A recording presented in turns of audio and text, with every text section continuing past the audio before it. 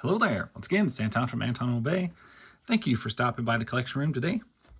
We're digging back through X-Men. Today we've got issues 25 through 28.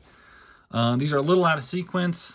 These are things that got recorded once, possibly, and then lost forever. And so when I uploaded recently, I was like, oh, where's my other ones? I'm trying to put a playlist together.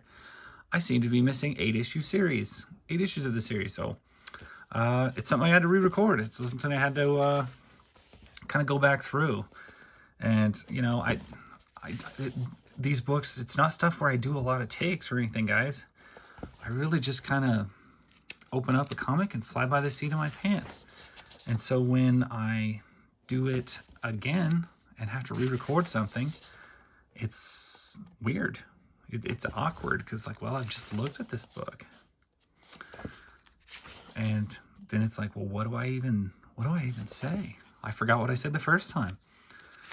I don't know. Problems with the creative process. Either way, I love this panel. I love how everybody is not blocking the other person's shot. It's perfectly done. I also like how you can tell who everybody is. It's good work on Kubert. He does good work. Some of the pages are overly busy for my taste, but I'm pretty big fan of all of it. I noticed we had the Fantastic Four pop up in here for a minute. I am not a fan of the Fantastic Four. I do only like Ben Grimm and She-Hulk when they're on the team, but not a Fantastic Four fan. I remember these suits. These they made action figures of them. They were awful, and I never understood, why would you make a figure of this? Like, you got the suit on for 2 panels. Why are you making a figure of it? Nobody wants that figure. Kind of just one of those things. I never understood why they did that. But I guess so you could sell toys. I think this was one of the first times where Marvel could really see how profitable the X-Men could be, and it was starting to get really popular everywhere. Always loved the Exodus character. I always loved the Asteroid M idea. Later on, it was Avalon. I just love the idea that, you know, that was his solution to get away from everybody. You know, I'm gonna put all my friends and my mutants on an asteroid and get the hell away from Earth. Because boy, don't we all feel like that sometimes. Now, why Wolverine thinks he can always just attack Magneto, I've never really understood. And this one, Magneto finally does the logical. He just pulls his adamantium straight out of his body because Wolverine's so stupid that he won't stop attacking him. So there you go. Pulls it all out. This leads to a terrible long-term story arc that we'll still be feeling like in issue 60, I think, where Wolverine has bone claws and like no nose, and he's starting to turn feral, and he gets like big long shaggy hair on his arms, and it's just monstrously stupid. And that was right before the book started to get really bad. And so right around 2000, I dropped all Marvel comics and everything. 2001, I think. Buying new books, I was done. And the pulling the adamantium and the Wolverine breakdown, that was like foreshadowing of things that were coming shortly. Of just terrible plots and things. Got the Avengers showing up. That doesn't happen very often usually. Seeing Avengers, that B-grade superhero team, the Avengers, showing up in an X-Men book. Keep in mind, guys, the Avengers were not cool back then. They weren't cool until their movies started really packing it up. Not sure what all some of this stuff is. There's been a lot of it in the issues lately. Not sure what you call it. Promotional material, I guess, for various books. New stuff. Breakdowns for new stuff. I don't know. But definitely doing a lot of advertising in the pages of X-Men, because everybody's watching X-Men at this point. Everybody's reading the book. Everybody's following them. Reavers. And yeah, this was the time to be watching X-Men. the book and the cartoon and whatever. I mean, that's why they're promoting so much stuff in it.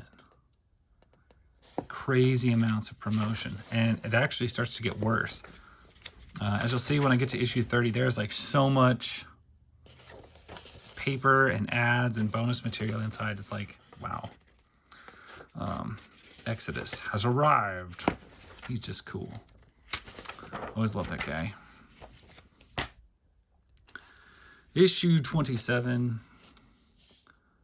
Looks a little bit different artwork on 27. What we got going on here? Richard Bennett, guest penciler. So we're not dealing with Kubert for the moment, but he's still keeping the same aesthetic. And we're seeing Threnody. We don't see Threnody very often. She was in the X-Man comic for a long time, but she was like a key character in that, but not a character you see a lot elsewhere. Rogue being a fashion victim. Or she's wearing a Brazilian soccer shirt. Can't tell. I think I've seen this artist on X-Men, actually. But X-Men would have came quite a while after that. Very, very busy pages, but I'm liking the artwork. Can't be mad at it. Psylocke versus Psylocke, it looks like.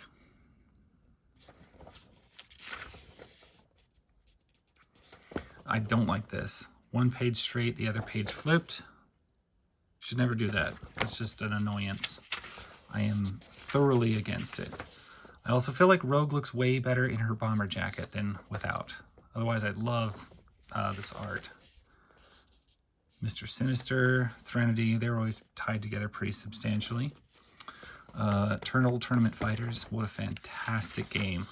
Banger soundtrack on the Sega Genesis version. That is some weird, I don't know what's happening, whether he got dislocated when she punched him. Lots of twist going on there. Ren Stimpy, I remember when that was actually like just an odd but cool kids cartoon, and not the weird twisted perversion that it currently, or that it became later. Yeah, I wasn't a fan.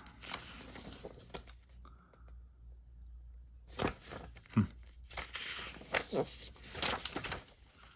I miss a page? Nope. Beast looking enormous. It's looking huge. Massive. RoboCop 3. Never saw it. Never seen any of the RoboCops, actually. So issue 28. This final issue will catch us up with that. This is great. This is a great cover. Like total Kubert cover with Jean Grey versus Sabretooth. Looking amazing. Got Jubilee. Is this Jubilee? Looks like she's crying her eyes out. Always liked Jubilee a lot. Running from Sabretooth. Devil in the House. Why they ever let this sick bastard live in the X-Mansion, I never understood this. Like, he's just a terrible presence. And he was in there he lived in there for like, I mean like, what? Years. 2 or 3 years. He was trapped in the X-Men's mansion. They kept him a prisoner in their basement, trying to rehabilitate him. What a weird play there. Keep your villain locked in the house, or in this case, free in the house. That's nice and rapey.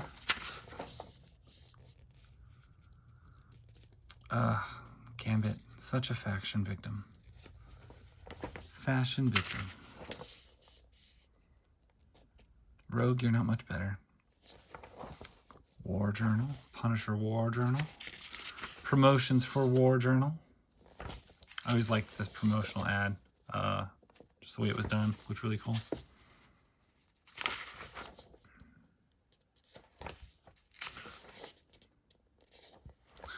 Juice, the New Warriors. Warriors of the World. Oh, the launching New Warriors. That wasn't a bad book. I had quite a few issues. I think at one point I had the full run. Now I just have a few issues left that I've reacquired since the cullings. Sabretooth running around. I always hated this picture of his foot because it looks like a hand. That's his foot. It's just gross. I don't know what they were doing or why they thought that worked. It did not. Charlie in his big yellow hover chair. A gift from the Shi'ar Empire. Dave's Comics. Jean actually doing something. That was one thing. And it mostly came from the comic strip. Or not from the comic strip, from the movie. Jean doesn't do anything. Like, in the whole, like, the comic book, or the cartoon series, Jean wasn't doing crap. She just stayed around the mansion. Like, why are you even on this team? What are you doing? Contribute. She never does. Never even goes shopping. She doesn't do anything. They do fix that, but... yeah, Sabretooth's just nasty. Psylocke and Archangel. Accept an invitation to the Hellfire Club. Because that's definitely what you want to join. Eternal Champions. I played that. We rented it. Huh.